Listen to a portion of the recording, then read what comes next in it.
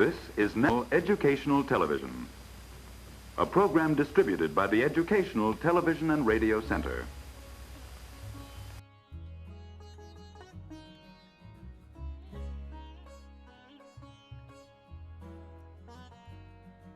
The Religions of Man with Dr. Huston Smith.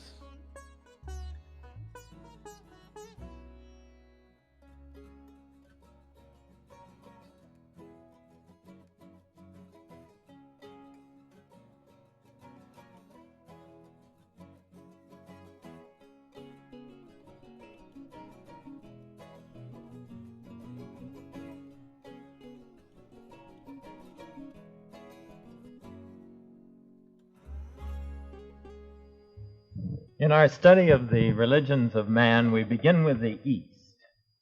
Why? Because that's where the religions began. It's a very curious thing, but all the great living religions of the world today, even those which by now have migrated over to the West, all of them had their origin in the Orient.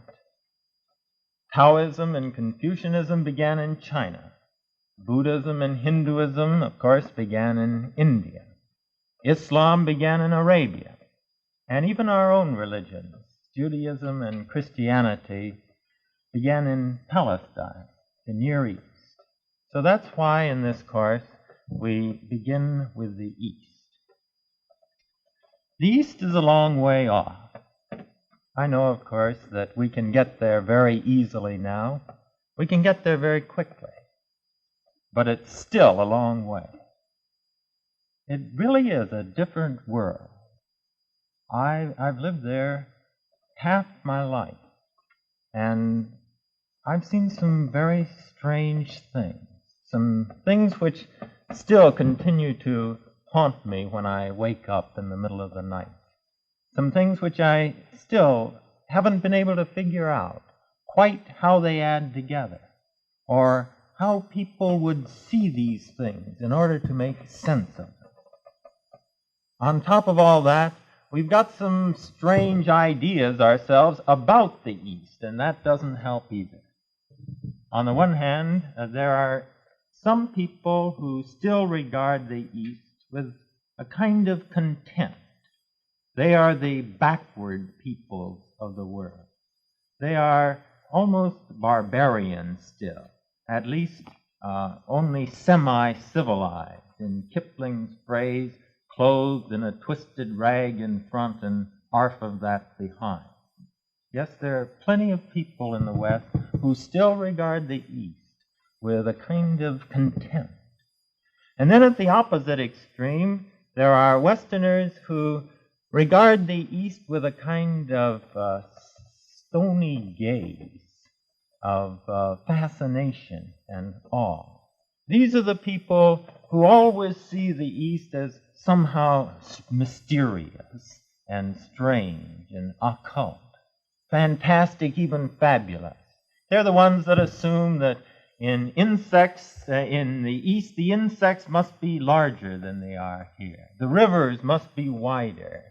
And when it rains in the East, it must really rain. That kind of person who can't look to the East without assuming some sort of exotic or fabulous quality. Well, we have a difficult job this evening, trying to pierce through some of these misconceptions and trying to understand that which, it's true, does have a kind of intrinsic difference from our own perspective. We're going to have to work a little in order to take this journey into the minds and spirits of a people who have been separated from us through the centuries by the distances of space. Let me give you just one example of the problem that the West has in understanding the East. This is a kind of trivial example, and yet I think it may point to something that we have to face. The British, when they went into India, for example, when they went into India, they noticed that some of the things about the religious art, the architecture, the sculpture, and the literature itself seemed to them, from their point of view, as quite indecent, really obscene from their Victorian perspective. And so what did they do? Well, they slapped on in their colonial code, postal code, the provision which they had in their own country, namely, read, no obscene literature may be sent through the mail. And yet somehow things didn't go right. It didn't seem quite right. In time they realized that the categories of decent and indecent, which were meaningful in their own country, somehow weren't applying here. These people looked on this material in really a very different sense. It really wasn't indecent at all. Their attitude was predecent. The categories which held so fast in England, Victorian England, somehow didn't fit at all in this different climate. And eventually they came to see this to the point that they didn't rescind, but they modified their provision. And as I understand it, the British colonial postal code still reads today, no obscene literature may be sent through the mail, parenthesis, unless it be religious, parenthesis closed. Well, this perhaps may indicate to you something of the kind of problem which one people may have in understanding another. Well, let's not have the impression that everything we find in the East is going to be different. You're going to find some old friends, too, in these ideas. You're going to find some things that ring true and echo. They'll sound like things you've heard before. Echoes, perhaps, of the Psalms, echoes of the New Testament. You will find, for example, Confucius saying, do not do unto other people what you don't want them to do to you, which, of course, is just another way of saying our own golden rule. You will find, for example, a parallel when Christ said, love your enemies. We will find in the Dhammapada of the Buddhist literature a comparable phrase where it says, he robbed me, he beat me, he abused me. In the minds of those who think like this, hatred will never cease. Thus, love, too, is to be given even to those who pour abuse upon you. And again, the New Testament phrase, as a man thinketh in his heart, so is he, will find its exact echo in the Buddhist literature. Everything you are is the result of what you have thought. Well, we'll find some difference, some strangeness, but also similarity. Just one last word by way of introduction and approach. We're not going to try in these lectures to give you a rounded view of these religions.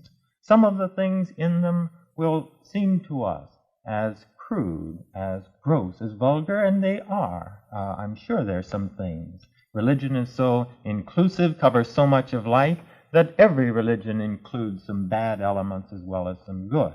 Those who were studying Christianity, if they were coming from abroad, could find Christianity down in the Ozarks associated with snake worship, with poisonous snakes wrapped around the necks of the devotees. They could bring that in as a part of Christianity if they wanted to.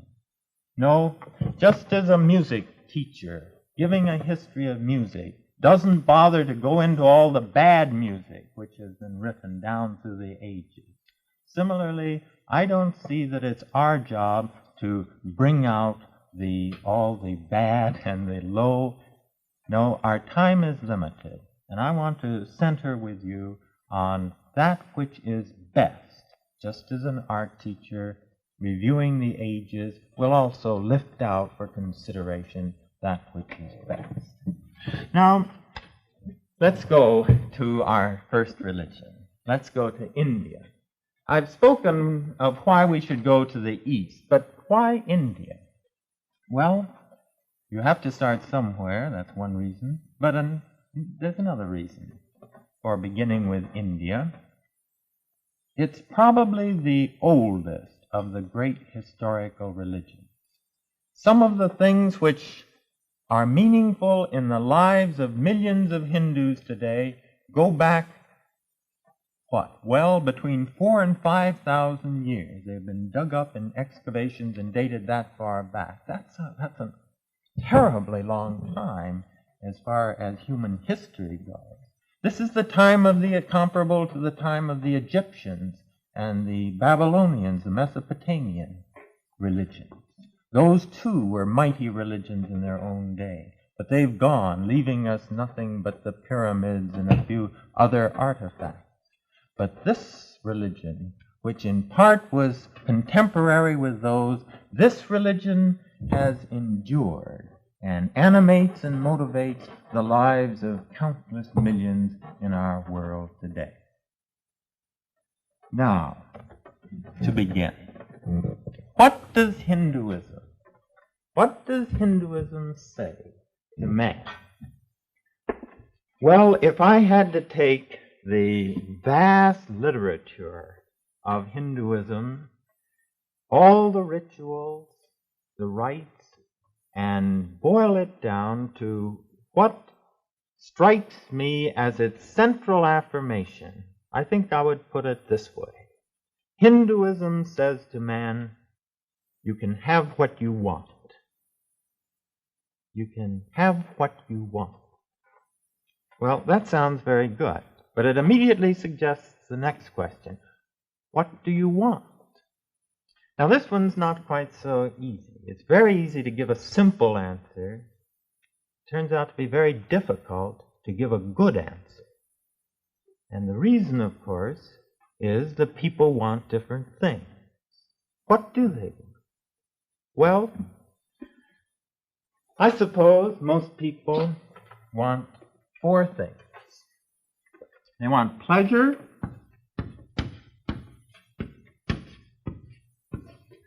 agreeable sensations, aesthetic, good food, the happiness of the physical senses. Then again, they want wealth.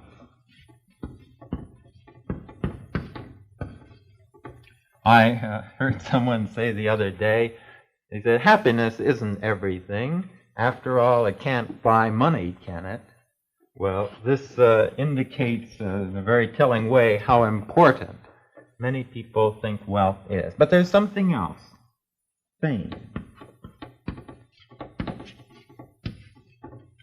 If only I were to be exalted above my fellow men, if only people were to admire me, to speak in hushed voices when I enter their circle with adulation, then the joys of life would come to me.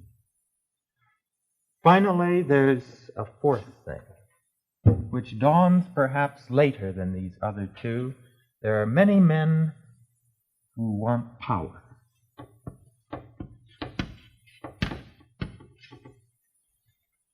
These four things the Hindus speak of as the worldly desires, because these are the desires of most people in the world as far as one observes their actions. Now, what is the attitude of Hinduism towards these desires? And here's an important point, because in the West we have frequently, we've really come to the conclusion that India is very otherworldly and is therefore takes a negative stand on these desires. It's against them. It's opposed to them. Much scholarship actually came to that conclusion in the 19th century. But we're coming to discover that we misunderstood India on this point. She is not ascetic in the sense of being antagonistic to these things. No, these are perfectly legitimate desires. You have a perfect right. If this is what you want, Hinduism would say, go to it. Only, you might be intelligent. It will pay you to be intelligent as you go about seeking these things, because some ways will lead you to them, some ways will not. Now, how do you be intelligent? What do you observe? What advice should you follow when seeking these things? And Hinduism says three things at this score. First of all, it says, don't hurt other people as you go after these things. Don't trample them underfoot. Because if you do, then this will unleash other passions against you, and in the end it won't pay off. We don't have time to say anything more about this here. But simply to say, observe the basic principles of human decency and fair play. In other words, observe basic morality as you go about these things. But, second, there's something else to watch.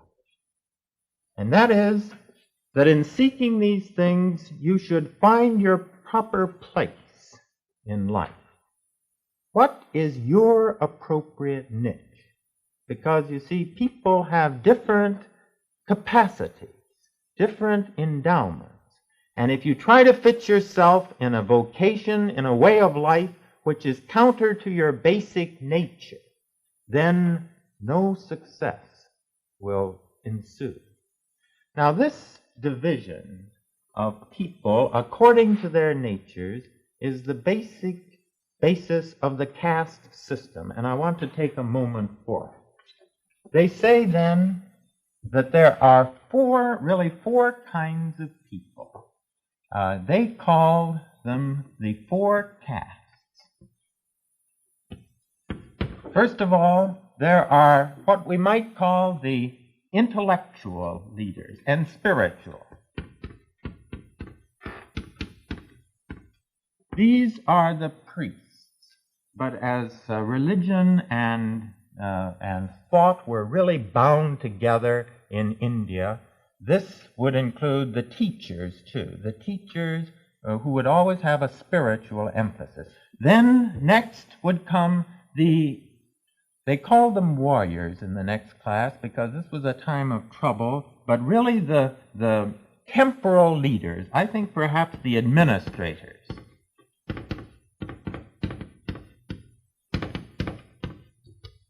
And then there were the artisans,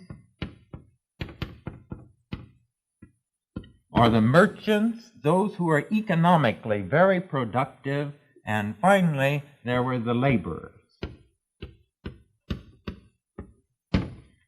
These are the people who think, for whom thought is tremendously important. These are ones who are the builders, the organizers, who make society run in its administrative side. These are the economically productive, and these are those whose time span is short, who really had better do better working for other people. We, with our democracy, don't like to acknowledge that there is a class of such persons, but they said, well, maybe we would like it to be different, but actually there are some people who, left to their own initiative, their own enterprise, would not get as far, would not be as happy but they can be very good in terms of working for other people. What should we do to get these? First, observe the basic principles of morality. Second, find our appropriate place, station in life. And third, they said, evolve. Because life develops. And they said life develops through 4 stages. The stage of the student in the early years, when your main responsibility is to learn everything you can. Second, there is the stage of the householder, when you should marry, have a family, take part in the civic life of the community. And then, however, when you get to be about 50, after you've given yourself to society in the vigor and imagination of your social life, there will come a time as the strength begins to ebb, the physical strength, when you really ought to pull out of this, and let the junior executives take your place of responsibility in society while you go into retirement, the third stage, and begin your adult education. All these years you haven't had time to read, to think. But before you die, you ought to have that opportunity. So the third and fourth period becomes more contemplative, more turned in. Let me just review then. These wants are the wants of the world. They're good rather than bad, basically. And if this is what you want, go after it. Only remember 3 points. Observe the principles of basic morality. Find your station in life, and don't be truncated in your development. Pass through a rounded stage of the life of the student, the life of the householder, and then in the last 2 periods, the life of contemplation, reflection, so that before you die, you can come to some understanding of what this was all about through the years anyway. Now, these are good things, but now we come to the really interesting question. Are they all that life has to offer? Well, we can see some reasons, they would say, for hoping at least, that this is not all that life can attain. There are 4 limitations which inhere in these things. Let's know what they are. First of all, sometimes they are unattainable. Maybe we want to make 1 million, maybe we're caught in adverse circumstances and we can't get what we want. Sometimes they're unattainable. There's another defect, though, limitation, and that is often when we find them, we get them. When we get them, we find that they don't bring the true satisfaction which we were expecting from them. This, in a way, seems to me almost the story of contemporary America. People giving their lives to getting things which, when they get them, don't bring the satisfaction which they had hoped. Ross Lockbridge writes a book through years of poverty, and then when it is accepted and it becomes a bestseller, Raintree County, as he goes to receive the great award, after he has received it, then he commits suicide. He got what he wanted, but it didn't bring him the satisfaction he hoped. Then there is a third. There is a third limitation in these, and that is that if you, they would say, make these the main ambition of your life, then they become insatiable. Are they insatiable in their own right? No. No. In their proper place, they're not. It's not true to say a man can never be satisfied with the wealth he has, or the fame he has, or the power he has. But they will say that if this is the central concern of his life, then it will tend to be insatiable. Why? Because, and here I'm anticipating, this is not what man really wants. And men can never get enough of what they do not really want.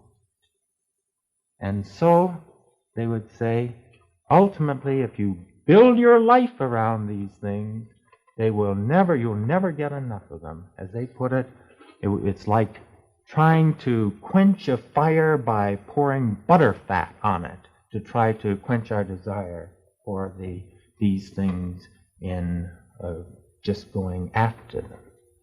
Now, there's a final reason why these things do not satisfy, ultimately, and that is because they're fleeting. They must come to an end, and this we know very well, because you can't take these things with you. That's our way of putting it, but it is true.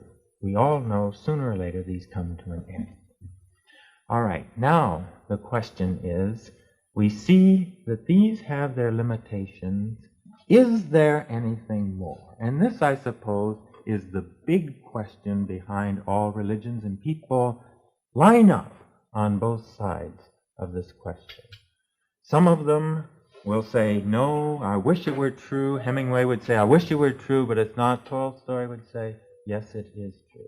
But in any event, the Hindus will say, there will come a time when these things will lose their charm. They're like toys which satisfy people in certain stages of their development, but there comes a time when they will not satisfy the longings of the human heart. Now, when that time comes, one will say, as Huxley said on one occasion, there comes a time when one asks, even of Shakespeare, even of Beethoven, is this all? Now, in our closing moments, turn with me to this symbol. This is a symbol for Om, is what it's called. We're going to be saying more about this symbol as time goes on. Behind, in the background, is a solid color. It looks like black, but it's not really in the original. It's dark green. Black symbolizes nothingness. This, however, dark green, symbolizes utter being, complete being. The rays that go out here symbolize utter consciousness, not thinking about one or two things, but pure consciousness, undivided by objects. And this part in here, with its exuberant quality, indicates what is sometimes translated bliss, but better translated the absence of all frustration, all sense of futility. What is this? This is the Hindu view of God.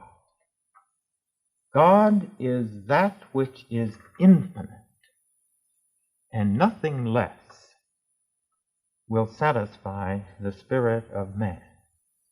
He is infinite, and you can't really divide infinity, but we can put it this way. He is infinite in existence, pure being, not partial, limited being, but utter being. He is utter awareness, and he is utter joy beyond all sense of limitations, all frustrations, and all possible boredom. This, then, is God, which is the true role of human life. Now, one last point. We've had to cover it very quickly, and next time we're going to have time to go into how this is achieved. But the last point is that that which is without as God is also within as God. In other words, the utmost essence of the human spirit is divine. And so it is that the Upanishads put this point in their writings. That supreme self is not this, nothing material that you can point to. It is unseizable, for it cannot be seized.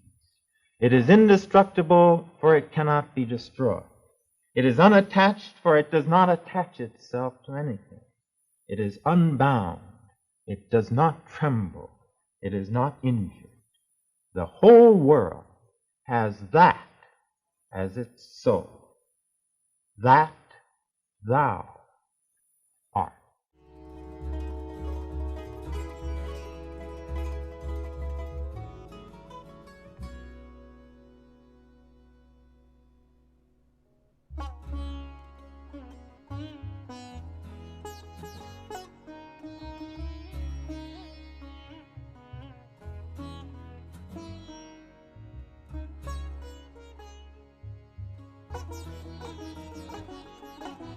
The preceding program was distributed by the Educational Television Radio Center.